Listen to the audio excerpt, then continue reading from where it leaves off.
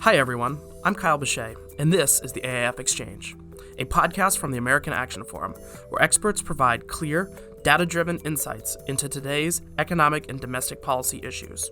Welcome, and thank you for tuning in. On this episode of the AAF Exchange, the economy and the Fed, hugging face continues, and new tariffs, same problem. Joining us to break this all down are AAF President Douglas Holtz-Eakin and Director of Trade Policy Jacob Jensen.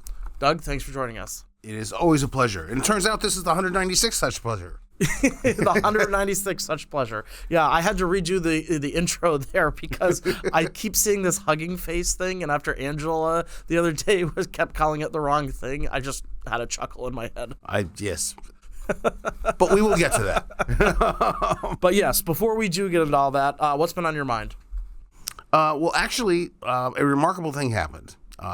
The Inflation Reduction Act under the Biden administration contained a bunch of prescription drug provisions, but one of them was a redesign of the Part D prescription drug benefit that really put on the insurance plans the liability for a lot of the really expensive high-cost patients.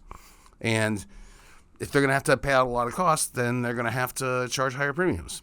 And the Biden guys realized this right before the elections and invented a premium stabilization demonstration program, which was just throwing about $9 billion in cash at the plans to keep the premiums from going up. And I've written on this, and I predicted that we'd come up to the end of this temporary demonstration project, and Congress would do what it always does and extend it, or the Trump administration would do it. They'd extend it. They didn't. Yeah. Remarkably enough, they called the thing off. So that means that 2027 premiums will go up. I don't know how much, but noticeably.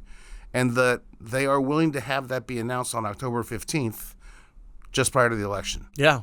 So all of this surprises me. And I'm going to watch how it plays out. Mm-hmm. And so from a policy perspective, what was? I thought the redesign was actually a good element of the Inflation Reduction Act. Yeah. I mean, the issue was they went from the old design, which I didn't love very much, to the new one too abruptly. They should have phased it in. They'd been fine.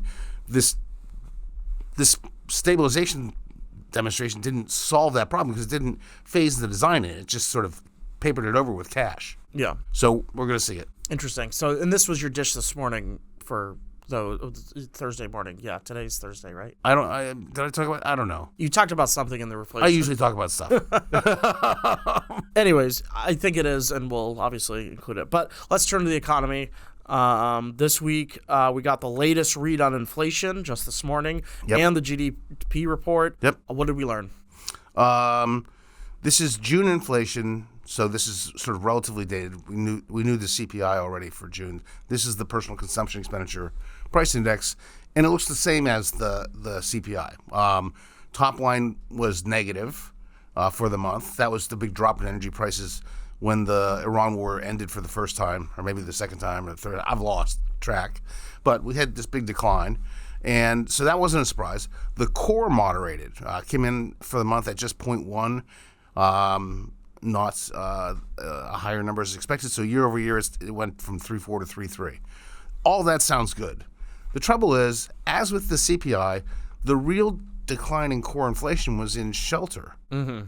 And I can't for the life of me understand why suddenly apartments and houses got much lower inflation in June. I mean, they've been averaging in the 4s and it went to 1.7. I mean, so I need more data before I'm convinced that this is real. Yeah, so I mean, is this like people just aren't moving?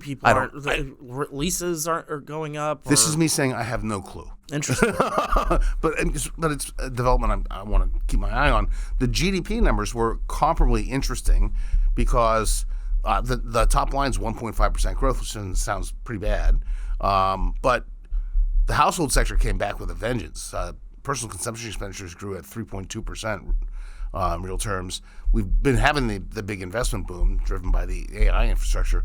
So the reason that it was such a weak report was we had a big negative swing in inventories and a big surge in imports. Mm-hmm. The surge in imports is just, we've seen this movie before. We saw it last year when everyone knew the Liberation Day tariffs were coming. Right. They imported in advance of them. Same thing was happening here. They got them all in before the 301s showed up. So interesting. That's a sort of deceiving report in my view. Yeah. Well, and Jacob will also be on later in the explain all those tariffs to explain all that. Better him than me. Yesterday, on Wednesday, the Fed also announced rates will be unchanged. Walk us through that decision. The decision was to keep the rates where they are, 3.5 to 3 3/4. It was a 9-3 vote, 3 dissents. This was a very traditional dissent. This isn't the kinds of things we saw over the past year, because the dissents were all regional Fed presidents, and all of the Board of Governors voted with the chairman. And that's more typically how things go. Like, if they're dissents through the regional banks, they're not appointed in the same way. So I think that was sort of as expected. There is a question of whether they've got the rates in the right place. I never thought they should cut 50 basis points when they did, so I wouldn't be upset to see rates higher.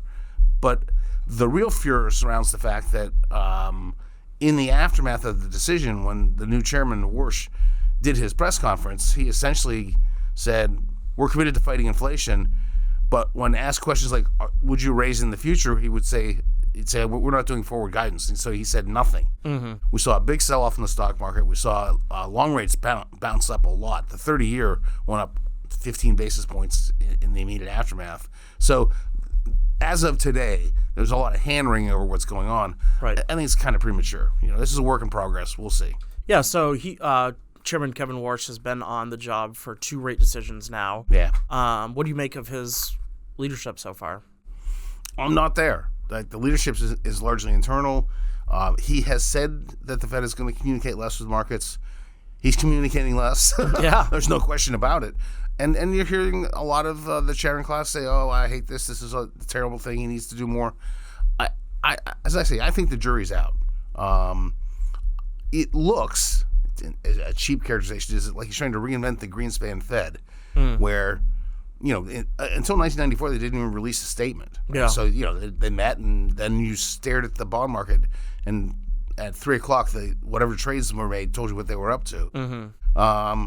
I don't think he's literally going back to that. I think that we departed that for a reason. But he's going back to a place where there is less chatter coming out of the Fed, that there's more action is how we convey our intent. And I don't think that's a mistake. I think we'll see how it goes. It did seem a little bit like the pendulum had swung a little far in the direction of too much information. So that's the key word, information. Like, we got a lot of stuff. We got survey economic projections. We got every member of the board talking all the time, and people were more confused than anything else. Right. It wasn't information. It was noise. Right. So we need more signal, less noise. How you do that is the trick. And I think, as you know, as an economist, there's a lot of different ways to look at numbers, and you can cherry pick. You can say, look at these numbers, and leave that for the talking heads and the policy. Are you accusing economists of cherry picking the data? Not all on of the them. record here, Kyle. Not all. Economists. We're going to have the American Economic Association picketing our offices. Stop it. Well, you can see which one of us is an economist and which one is a communications professional. So, okay, looking ahead to the rest of the year, what key economic indicators should businesses and policymakers watch over the next? I think that the focus in the monthly employment report should be on the growth in average hourly earnings, and the other number that matters is you pick your inflation measure, because it's the horse race there that's going to determine whether people are totally angry or satisfied. If real wages resume their growth, I think everyone is going to be able to breathe easier. We got a really strong household spending report in the GDP, but if you, again, look through the monthly personal income, the way this is being accomplished is the saving rate keeps dropping. So we need better wage growth. We got people in jobs. They need to get raises. That's the key. Yeah, it seems like... Not you, though. Oh, are we going to do my negotiation live on air? No. Yeah, it does seem like, every month the jobs report comes out and it's like, stagnant wages, and that, keeping up with inflation, that's really, that's not an easy... It's not a recipe for success. I've said this to you before. I mean, in 2021 and 2022, unemployment was low. I mean, people were going to work every day, but real wages fell every month. Yeah. So people went to work for 2 years and got further behind every time. And they were angry. Yeah. And that was that. And they stayed angry. And we saw, and we run the risk of seeing the same movie right now. Mm-hmm. Yeah, I mean, we've already seen credit card balances go up. So that's not sustainable. Right.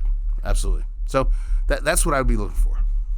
All right, let's shift to AI and the Hugging Face incident, and I have to laugh at the name of it, but it's not a laughing. It's not. So it's named after the emoji. Yeah, I did actually try to figure out where this came from. Oh, really? Yes. That's an emoji thing. Okay, well. Yes. So for listeners who may have not followed the story, what happened and why is this a problem? Still a problem. So again, I won't present myself as an AI expert, but this is sort of roughly what went on. So OpenAI has these two models, one of which has not yet been released, and it basically locks them in a room and gives them a puzzle to solve. And the room is called a sandbox, but it's supposed to be a contained area out of which the AI cannot travel. And the AIs figure out how to break out, so they bust the lock, and they start roaming the internet looking for a way to solve the puzzle they've been given. And Hugging Face has a big inventory of things, and they realize that's probably where the solution is going to be, or at least the way to solve it. So they go and they break into Hugging Face and they find what they want. And in the initial reports, they then were headed back to the locked room to solve the puzzle, but it was at that point they got detected and intercepted. We now know that they in fact wandered the internet for 4 days and broke into another company called Modal Labs and may have breached a customer account, a customer of Modal Labs. And so they were less on task, more inquisitive, and more intrusive than we previously thought. Yeah. I find this very troubling. Yeah. I don't know about everybody, but this is the kind of thing that makes you think, okay, for ChatGPT, who cares? I don't view that as a great threat. For these frontier models, the very cutting edge, they're very powerful and they're developing quickly. I think we ought to be having an adult conversation across the aisle in Congress about how we want to handle the regulation and doing it statutorily. Nothing against the Trump guys. They're smart and they probably have their own take on it, but we need to have a public education about what these are and not just like a black box that we're afraid of or favor. I mean, we need something. So that's where we are, and it's a wake-up call, in my view. Yeah, well, I want to talk more about, what the role Congress should play, but first, this is Anthropic CEO even came out, and I think Open CEO came out and said, we need to pause on these. Not quite. What need to happened slow was, down. Yes. Not pause, slow. And it wasn't just them. It was 1,700 AI engineers signed an open letter saying, we might want to slow the pace of the development to make sure that we have everything in place. The analogy being, we invent the car in 1909 and the next year suddenly we have a Porsche and we don't have an interstate highway system yet. We don't have we're not ready to have that advanced model. Right. So, and I mean, AI, this is part of the problem with talking about AI is it's broad. It's a lot of different things. We paint in broad strokes, like the automatic spell check on your phone or, automatically putting something on your calendar or using ChatGPT. That's not the issue here. It's these frontier models that are the big problems. So I don't know if you remember, but in the old days with Microsoft Windows, they had that little paperclip guy. Clippy? I hate that guy. The most annoying. Yes, him. He was. That's like the first AI. Yeah. This stuff has been around for a long time. It's been used in ways that are absolutely unobjectionable, in which we all favor, but the frontier models are the issue. Yeah, I mean, I use AI sometimes when I'm like, this sentence doesn't make sense, so I just throw it in there and I'm like, make this sound better, and then it spits it back out. Not something you should have reported to your boss. It's for small things. But I mean, I also use it, like I use it to sift through data quicker, Right. Like when I'm doing those monthly and These weekly are reports. good research tools. We just did the Peterson reports, and it made my life infinitely better when I just told it, go find these products for me in a massive Excel document, so I don't have to sit there with my eyes and scratching and, ready to throw my computer through the window. So they're helpful tools, but again, some of these frontier models are part of the issues. So anyways, so with that being said, all those concerns, and you started alluding to it, what role should Congress play? Are there targeted steps that you think to improve security without undermining the innovation? I'm not enough of an expert to pretend I know what the steps are, but what I think should be happening is there should be legislation so that people can debate the legislation, which means they would have to learn about the legislation, which means they'd have to learn about the AIs, and we would more broadly have a public understanding of what's going on. Right now, this is a cult. There are a few people who understand it and work on it. In a country with 310 million people, we need a broader awareness before we can start saying too fast, too slow. We don't even know what that means right now. Mm-hmm. And so I think people are afraid of the unknown, and sort of demystifying is the key. Yeah, I think you being, you're a competent policy person, and you don't have a complete understanding of it. I think that says a lot. I mean, an education to the general public is probably the first step in any of this. Yeah. At the same time, because you don't want to have these broad regulations that stifle the innovation. No, you don't. And I also get a little bit worried about that. We have to do this just to beat China. No, we don't have to beat China. Yeah. We have to have the most effective and productive AI sector for us. Mm-hmm. I mean, that's what I care about. I mean, it's like the space race all over again. Yeah. You don't have to be first, you just have to be best. And we got the moon rocks, and that got us... Never mind. Well, on that note, Doug, thanks for joining us. Thank you. Jacob, welcome back. Great to be back. Thanks for having me. So it's been a busy couple of weeks yet again for you. Very busy. I should just stop saying that every time you come on, because I feel like it's just been a busy 2 years for you. Just always true, yeah. Yeah. Always something going on in the trade area. So the latest being last week, the Trump administration's across the board 10% tariffs, known as Section 122, expired. What does this mean? Yeah, so these are the initial replacement tariffs when IEEPA was struck down by the Supreme Court. So people might remember IEEPA was the set of tariffs put in place on Liberation Day, the infamous Liberation Day. And so these 122s lasted only 150 days, and so that we all knew that they were going to expire on July 24th. So now what this means is the administration has to rely on new tariff authorities to create their tariff regime. Yeah, so speaking of that, last week the administration began its latest tariff regime, this time using a new authority, Section 301. What do we need to know about those? Yeah, so this is now the third tariff regime, and it might be the final tariff regime. We'll have to see. And 301 has more legal and historic precedents, and so it's meant to combat unfair trade practices performed by other countries. So these specific ones that were imposed on Friday are in regards to forced labor practices abroad.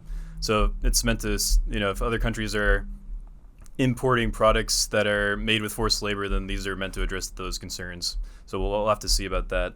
But they range from anywhere from 10 to 12.5% on 86 different countries, which covers about 99% of all U.S. imports. So it effectively replaces the 122 regime. Mm-hmm. Yeah, so I mean, under forced labor, I mean, basically it's a broad definition of all of that. So you could, anything that comes from, say, China with, some of the human rights abuses, you could say that's forced labor. Right. And, so there's your 10% tariff.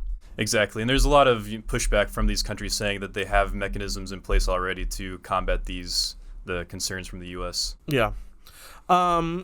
I hope this is it seems like we've got the trilogy going on here, as you said, the third and final one. So maybe this is the way that they'll do it. But anyways, they also did. The administration also announced new tariffs on imports from Canada using another authority. Explain what these tariffs are and why they matter. Yeah, so this is another authority. It's known as Section 338. It goes all the way back to the 1930s when it was first introduced. It has never been used to impose tariffs before, so it's kind of in legal murky waters. Yeah. But it's meant to go into effect on August 19th. It's a 50% tariff rate on three main Canadian categories, so alcoholic beverages, motor vehicles, and dairy products. Although, if you look really closely at the HTS codes, there's some random products thrown in like wigs and Christmas decorations. So it's a very interesting tariff proposal here. Interesting. And a lot of these come with a lot of exemptions, or is that still true? Yeah, especially for the 301 regime, circling back to that, there's a lot more exemptions than the previous 122 regime, and that regime had more exemptions than IEPA. So they've been narrowing down their selected import categories. I don't know how you keep all these numbers straight, because I have a hard enough time with all the ABC agencies in this town, like all the 301s and 122s and etc. Like it just seems like there's a new tariff model section every week. Luckily, the administration's kind of getting down to the last few tariff authorities that they have available now. So there'll be no new numbers popping up, hopefully, in the near future. I guess we'll have to see. All right, Jacob, thanks for coming on. Thanks. Tune back in for our next episode, where our experts will provide clear, data-driven insights into today's economic and domestic issues. I'd also encourage you to check out any of the links in our show notes, and also follow us on social media to learn more about AAF. Don't forget to subscribe on iTunes, Spotify, or Google Play.